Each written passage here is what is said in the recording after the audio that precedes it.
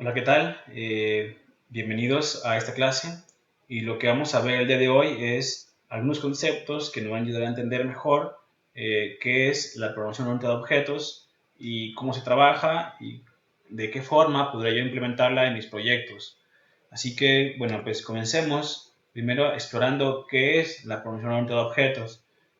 También es necesario saber que este concepto no solo se aplica a la programación, también existe durante el análisis, el diseño de un programa. ¿Cómo lo puedo yo observar? Por ejemplo, yo tengo un problema y antes de empezar a desarrollar, yo debo analizar cuál es el problema, qué es lo que busca resolver y luego pensar así de una vez cómo podría yo implementar objetos, clases para poder resolver ese problema. Eh, el diseño, pues básicamente lo que ya es construir los mecanismos o crear los elementos necesarios para poder yo resolver un problema, pero ya basado en la orientación a objetos. Y pues obviamente durante la programación, pues ya se es construir o implementar lo que yo ya he decidido y diseñado. Bueno, la programación orientada a objetos podríamos pensar como que es un paradigma de programación. Por ejemplo, ¿qué es un paradigma? Bueno, un paradigma es una forma de hacer las cosas. Entonces, ya existía una forma de programar. ¿Cuál era? Bueno, pues era haciéndolo todo en un solo archivo, con muchas líneas de código, en un solo lugar. Podría yo crear funciones o métodos, pero todo seguía estando en el mismo archivo. Bueno, eso lo hacía programas largos que fuesen un poco difícil de modificar. Y luego llegó la programación orientada a objetos, que es una idea que trata de implementar que sea más modular, que los archivos estén un poco más separados para yo sí poder modificar un archivo sin tener que modificar la parte principal o esencial de mi programa. Pues, y usa objetos y usa clases, que es lo que vamos a ver a continuación. Primero vamos a ver qué es un objeto y pues para identificar un objeto debemos pensar en él como una entidad que tiene atributos y comportamientos. ¿Cuáles son los atributos? Bueno, pensemos en un auto, por ejemplo. Un auto sí que es un objeto. ¿Por qué? Porque tiene atributos y también comportamientos. ¿Cuáles son esos atributos? Bueno, el nombre del propietario, un color del auto, eh, un número de puertas, un modelo. ¿Cuáles podrían ser sus comportamientos? Bueno, pues encender, apagar, pensando en el número de puertas, yo sí que podría abrir o cerrar una puerta. También ese podría ser el abrir y cerrar puertas, un comportamiento de mi objeto. Pensemos ahora en una persona, también es un objeto. ¿Por qué? Porque tiene atributos y porque tiene también comportamientos. ¿Cuáles son los primeros? Los atributos son un nombre, una edad, un estado civil, un RFC, por ejemplo. Pensando en los comportamientos, correr, dormir, saltar, podrían ser comportamientos de esa persona. Pero los objetos en la vida real no solo son físicos, sino también son no físicos o no visibles. Por ejemplo, una cuenta de banco es una entidad que no es visible ni es física. Me pueden a mí imprimir, sí, un estado de cuenta, pero el concepto de cuenta de banco no me la pueden imprimir. Me pueden dar todos los papeles para poder yo crear una cuenta, pero el concepto está ahí, en el aire. Eh, Luego, yo pienso en atributos y comportamientos de una cuenta de banco, como son el saldo es un atributo, el número de cuenta, un propietario, cuándo fue creada esa cuenta, son atributos de ese objeto y comportamientos pues son retirar, depositar, podrían ser comportamientos que yo puedo hacer con qué, con el saldo de mi cuenta. Entonces, podríamos identificar o una forma, un tip por ahí para poder saber qué es un objeto y qué no. Podríamos agregar el prefijo la o el a las palabras. Pensando en el auto, se acopla bien, la persona también se acopla bien. Retirar, no suena muy bien quizás, pero por default, retirar es un verbo que quizás se acople más a una acción o a un comportamiento de un objeto. El depositar, pues tampoco no fue nada mal, pero bien parecería ser más una acción, porque el depositar podría ser sí una acción, el depositar no se acopla a una entidad, a un, le llaman en español, o sea, en el caso de español, sujeto, entonces no se aplica a esa parte. Bueno, pasemos a conocer qué es una clase. Y una clase deberíamos verla que no es el mismo objeto, sino que es más el modelo que me permite a mí crear luego objetos. Yo tengo una clase y puedo tener de esa clase muchos objetos. Ahorita vamos a ver un ejemplo que nos permite ver más la diferencia entre ellos. Una clase debe tener forzosamente un nombre para poder identificarla, definir qué atributos poseen esa clase y qué comportamientos va a tener esa clase. Luego, cuando yo bien que haya creado una clase y luego cree un objeto, dos objetos, tres objetos, cuando yo cree esos objetos, yo estaré haciendo una instancia de la clase. Entonces, la acción de crear objetos es instanciar. Tiene su nombre que se llama instanciar. Miren, pasemos al ejemplo. Yo aquí, bien que tengo un plano de una casa que podría representar una clase. En ese plano se especifican número de habitaciones, número de baños, el color y qué atributos podrá tener luego los objetos. Pero vean que son solamente definir qué atributos puede tener, pero nunca se declaran, bueno, o no tiene en este caso cuántas habitaciones, cuántos baños, sino que crea el atributo para que luego pueda ser llenado con un valor. Luego tenemos los objetos que son dos casas y vean que cuando yo creo un objeto, ahí la línea me indica, creo un objeto de esa clase, estoy instanciando la clase, no el objeto, sino que creo una instancia o como una sucursal, podríamos decir, de mi clase, que es el objeto. El objeto también tiene un nombre con el cual yo lo puedo identificar. En este caso se llama, el primero es objeto y se llama Casa Juan, que tiene 3 habitaciones, 2 baños, azul, que es azul, y que tiene sus métodos ahí definidos o sus comportamientos. A partir de hoy vamos a ver que comportamiento en programación se traduce a función o método. Por eso quizás escuchen decir método o función al comportamiento. Bueno, vemos que por ahí tiene 3 habitaciones, 2 baños, azul, y que corresponde con lo que yo definí en mi clase, que son número de habitaciones, número de baños y color. Luego, para el objeto Casa Luis, vean cómo los valores son un poco diferentes, 2 habitaciones, pero sigue perteneciendo al número de habitaciones, 2 baños y que tiene un color que es blanco, que tiene comportamientos también. No sé, o sea, mi clase bien podría ser el plano de esa casa, el objeto cuando yo creo una casa, y cuando yo creo una casa estoy instanciando esa clase o otra que yo tenga definida. Eso no es el problema, sino que yo creo objetos y hago instancias de alguna clase. Puedo tener una clase o puedo tener varias. En este caso, pues tengo yo un ejemplo por acá, tengo otro ejemplo que me permite a mí ver un poco más todo esto. Miren que yo he creado una clase figura. La clase figura me permite a mí crear luego ya figuras que son objetos de esa clase figura.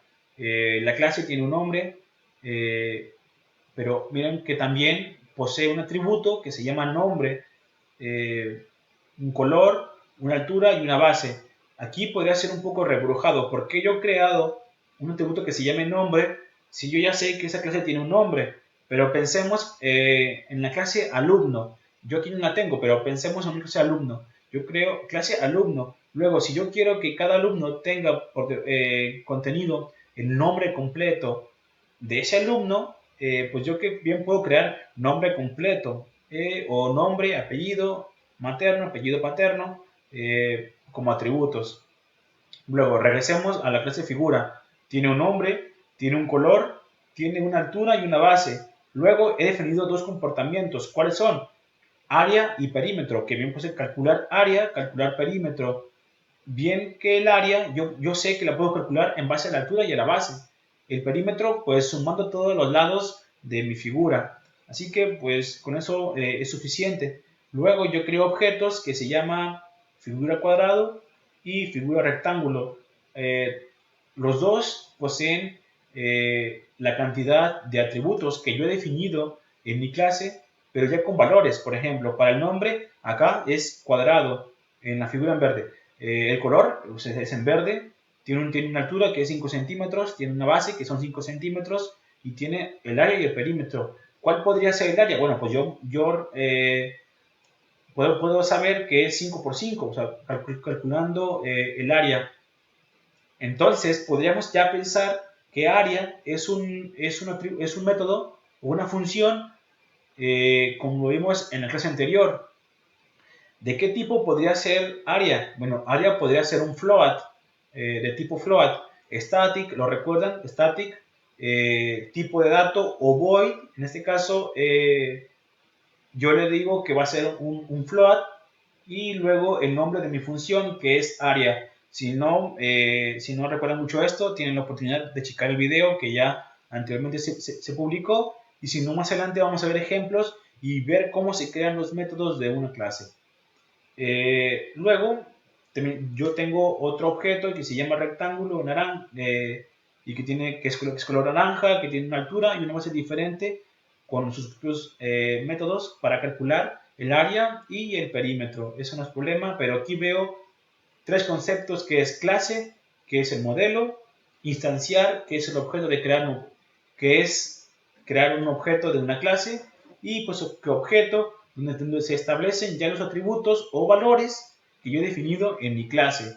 Espero que con eso quede un poco más claro qué es clase, objeto y instancia. Luego pasemos a abstracción. ¿Qué es abstracción? Bueno, es la cualidad que poseemos o que tenemos nosotros para poder, otra vez, abstraerse de algunas cosas. Por ejemplo, pensemos en el ejemplo que está ahí en pantalla, que es la cuenta banco o banco cuenta. Yo tengo como atributos un número de cuenta y un nombre de cuenta. Eh, yo podría preguntarme, para el caso de banco cuenta, ¿necesito yo saber cuál es el nombre de su abuela? No, yo nada más necesito saber algunos datos. En mi programa yo necesito pensar cuándo fue creada esa cuenta. No, entonces no lo aplico, no lo utilizo. Pero si en un futuro yo sí pienso utilizar fechas para calcular o hacer algunos cálculos, lo incluyo.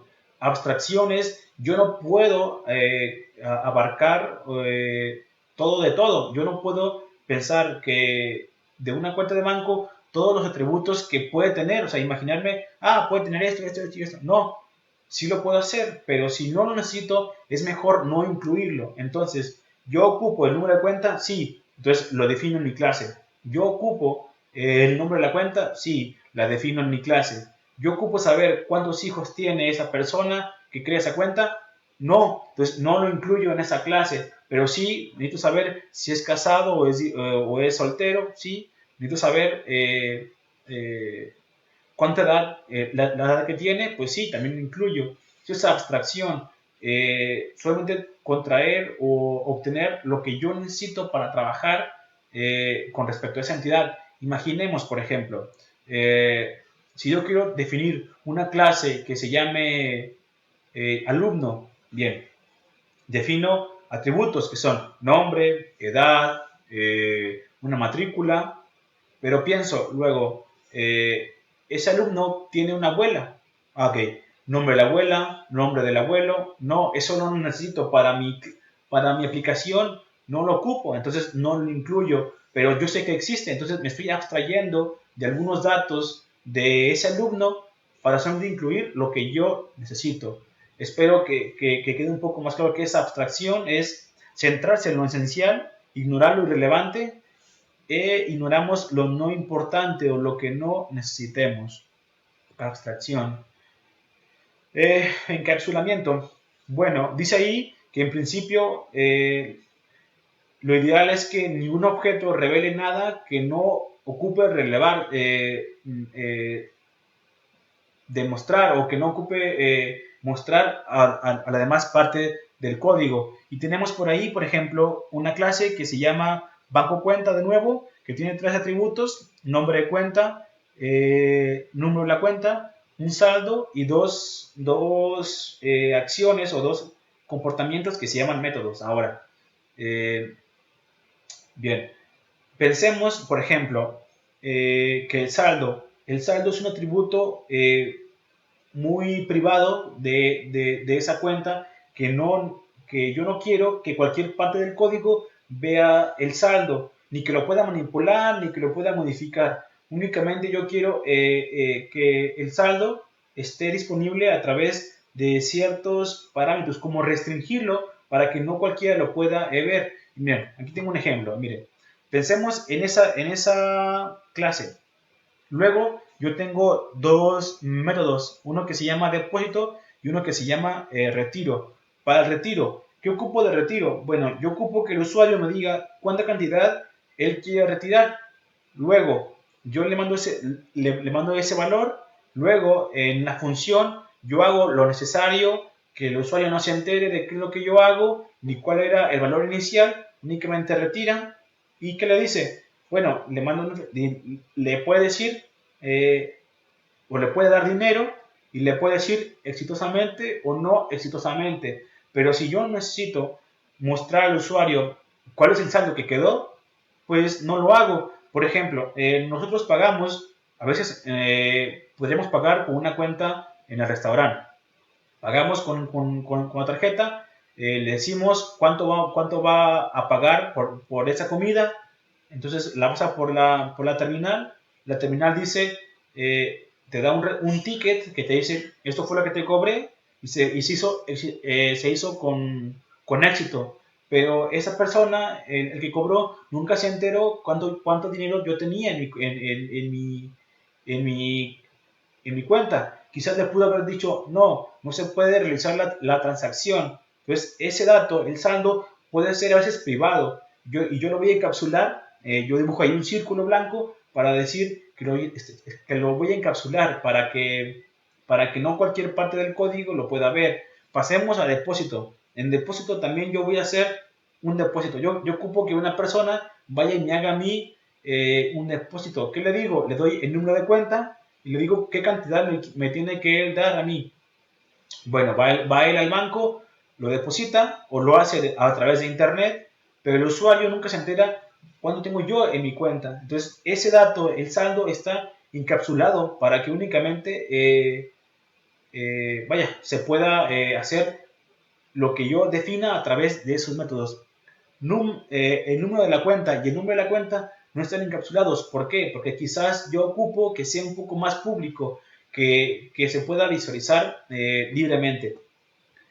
Quizás ahora yo podría pensar, bueno, y si yo quiero mostrar el saldo, bueno, defino una función que se llame consulta, al cual yo le hago una petición y él me da, como tal, me dice, te da un mensaje diciendo cuánto es lo que tú tienes, pero no hay como tal una función que se llame modificar libremente, por ejemplo, donde pues cualquiera lo puede modificar, sino que yo defino un método muy específico para poder modificar un dato muy específico de mi clase. Espero que con eso quede un poco más claro y no verlo rebrujado. Bueno, no, nada más encapsular es restringir el acceso a un dato y crear los mecanismos para que puedan trabajarlo y únicamente se haga lo que yo quiero que se haga con ese dato. La herencia. Pues la herencia podemos aplicarlo como en la vida real. Es heredar ciertos atributos de algo superior a nosotros. Pensemos, tenemos una clase que es la clase A y la clase B, que es la clase esa clase, la clase A, tiene nombre y tiene un email. Podemos pensar que esa clase A pues, se llama clase persona. Pero luego, ¿qué tal si ahora yo ocupo hacer una nueva función o una nueva clase y quiero, por ejemplo, tenemos nombre la clase persona y quiero crear una clase que se llama clase alumno. Yo sé que la clase persona tiene algunos atributos que yo puedo usar, como cuáles, como es el nombre y como no es el email. Si yo acá abajo creo una clase de persona, yo puedo agregar matrícula y puedo agregar la carrera a esa clase nueva. Entonces, la herencia se hace entre clases, no entre objetos, entre clases. Igual yo puedo heredar de una clase persona muchas clases, por ejemplo, a clase administrativo. Clase administrativo yo podría usar el nombre, el email y podría agregarle quizás un salario, un puesto.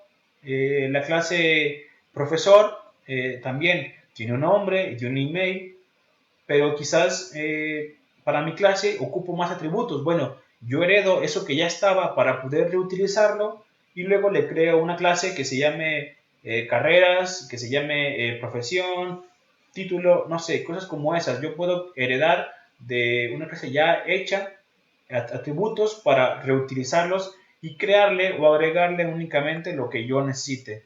Por ejemplo, tengo una clase que se llama figura, que tiene un nombre, que tiene un color, una altura y una base, con sus respectivos atributos. Luego, yo creo la clase círculo. La clase círculo ocupa un atributo más, no ocupa quizás una base, ocupa sí un radio. Entonces, yo creo de esa clase, heredo de figura, pero le agrego lo que sería radio. Entonces, estoy heredando, además, agregándole lo nuevo que yo podía necesitar.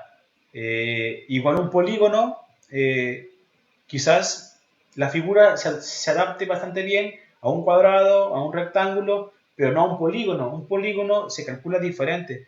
Entonces yo quería heredar el nombre, un color, quizás una altura y quizás sus métodos como son área y perímetro, pero agregarle el número de lados y el apotema como adicional, pero siempre heredando de una clase superior para poder yo reutilizar ciertas partes de él.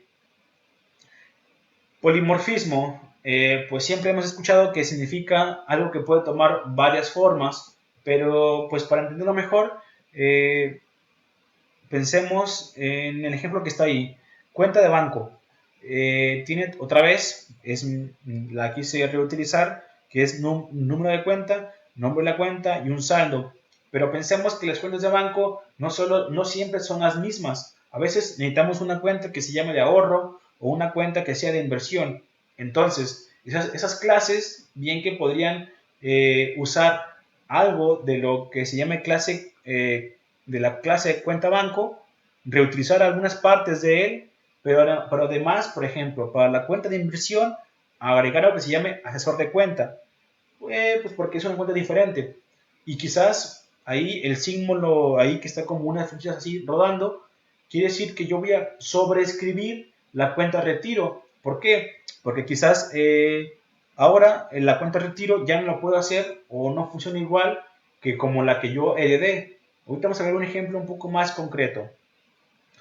Pero no debemos preocuparnos por el polimorfismo. El polimorfismo es una idea que más que buscarla, más que buscar implementarla, es algo que llega, que dices, bueno, yo tengo este método, lo puedo reutilizar, sí, pero no exactamente todo como está, ocupo modificarlo. Cuando yo modifico un método que ya estaba hecho de una clase que yo heredé, eso es polimorfismo. Le estoy dando varias formas a un mismo método.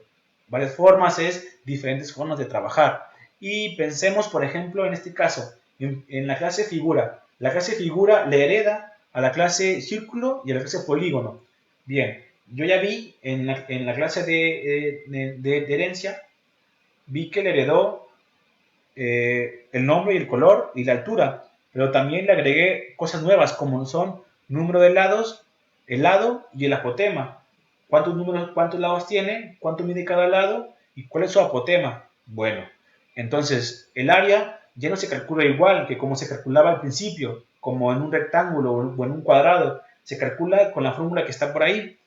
Entonces yo voy a sobreescribir o a reutilizar la función área, pero a darle un comportamiento diferente. Entonces, lo sobrescribo, ahora el área sigue siendo la misma, pero estoy definiendo una forma diferente de hacerlo usando el mismo método.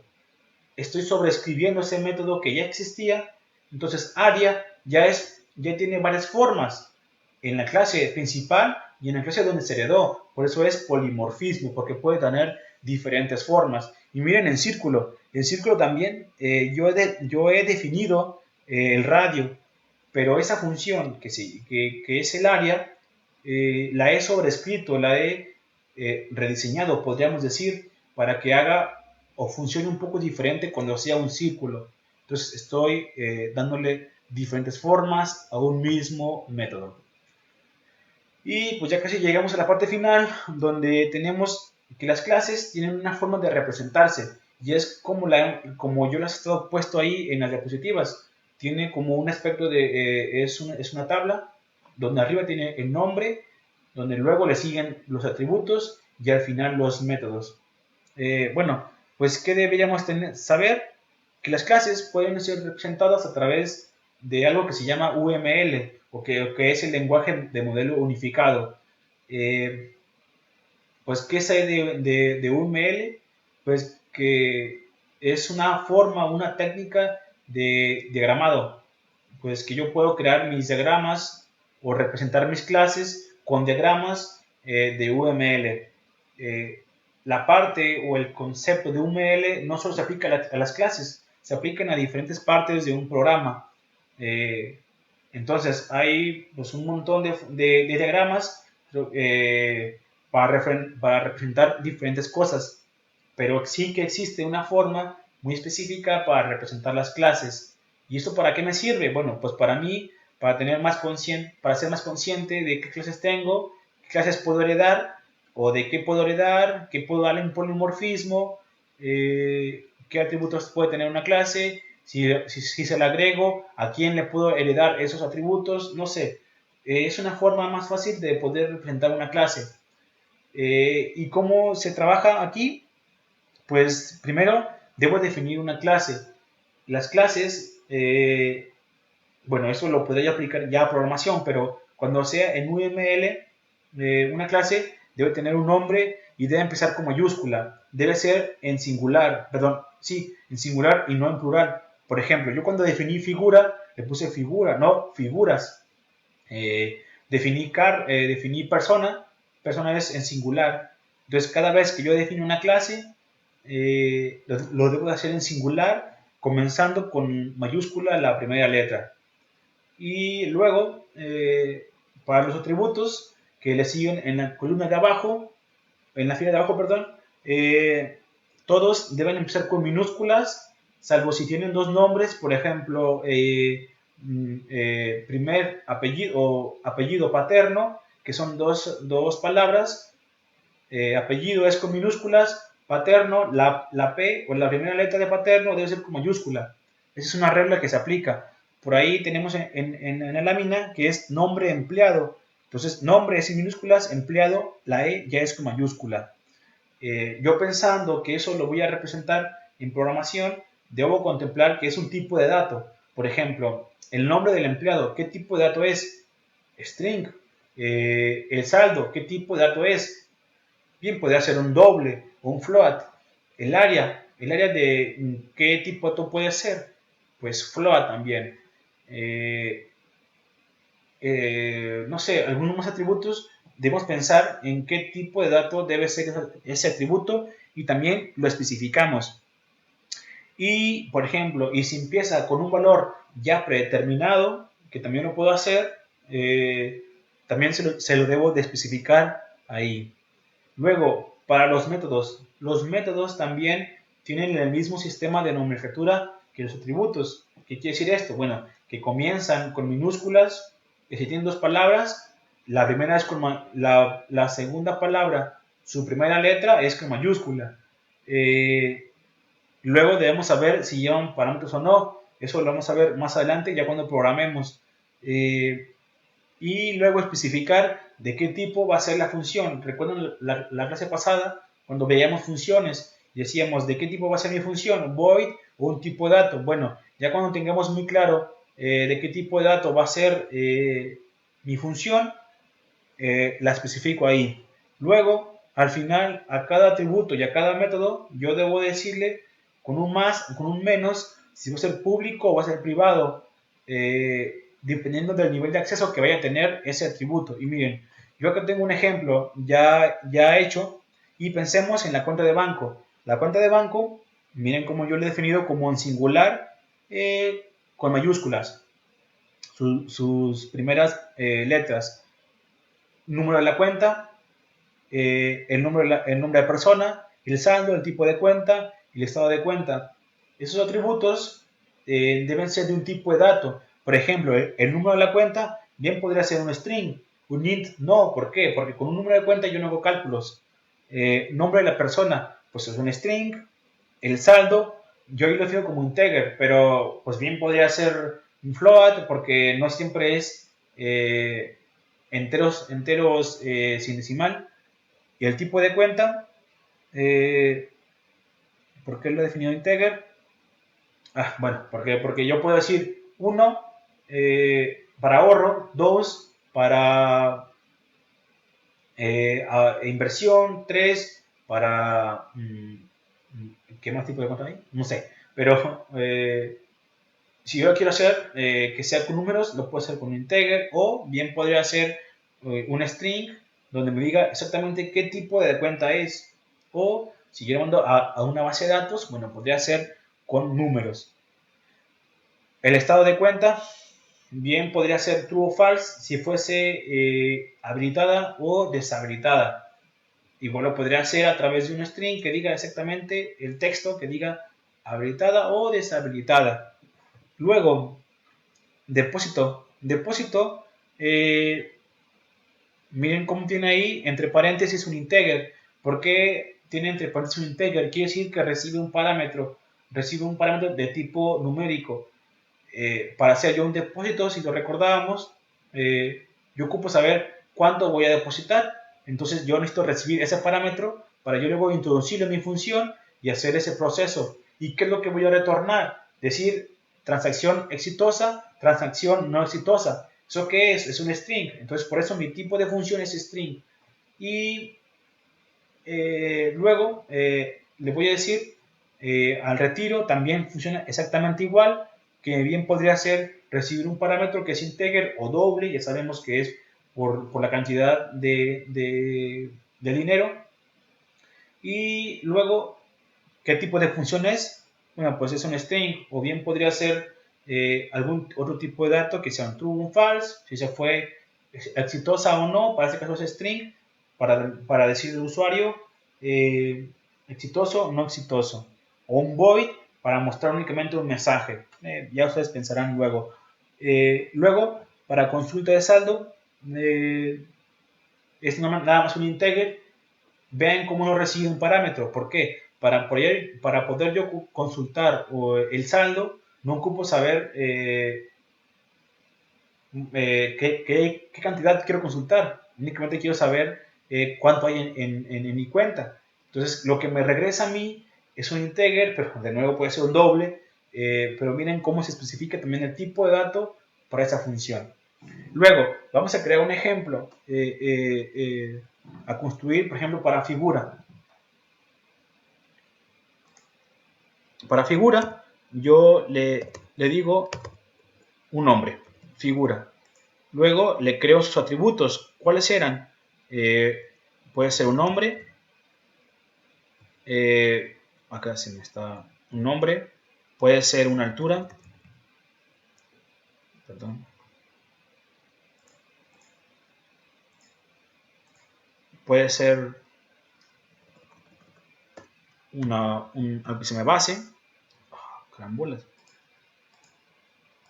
Y ¿qué más podría tener?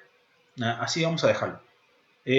Luego, ¿qué métodos? Era área.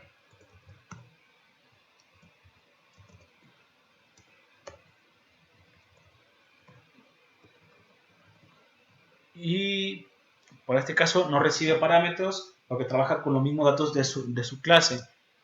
Si no se entiende mucho esto, no se preocupen. Cuando pasamos a código vamos a remarcar los parámetros y los tipos de función. Yo voy a especificar que esto me va a regresar a mí que un do, bueno, perdón, Ahorita especifico qué tipo de dato va a ser cada cosa. Y un perímetro.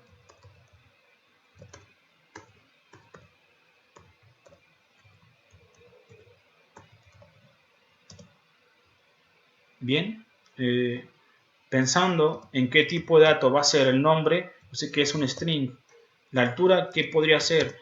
Podría ser un doble. ¿Cómo podría ser la base? También un doble. ¿De qué tipo va a ser el área? Me va a regresar a mí un doble, porque el área es un cálculo, es una operación, entonces me retorna a mí, ¿qué me retorna? Un doble, un tipo de dato doble.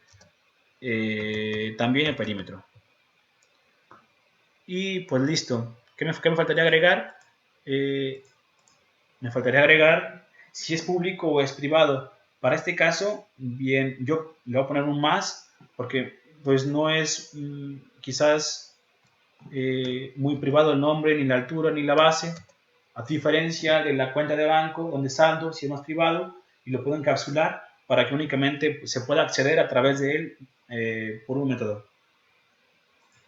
Más al área para que sea obviamente visible, para que yo pueda decir quiero saber el área y quiero saber el perímetro. Y pues eso sería todo para construir un diagrama de clases. Yo creé un diagrama de clases creando esa estructura para cada clase que yo tenga de mi programa. Bien, por ahora esto sería todo. Pues ustedes, si tienen alguna duda, pueden reproducir muchas veces este video o hacerme las preguntas necesarias y bueno, pues el siguiente video ya sería cómo pasar todo esto que hemos visto a código. Así que no me paso más, sería todo, nos vemos la siguiente clase.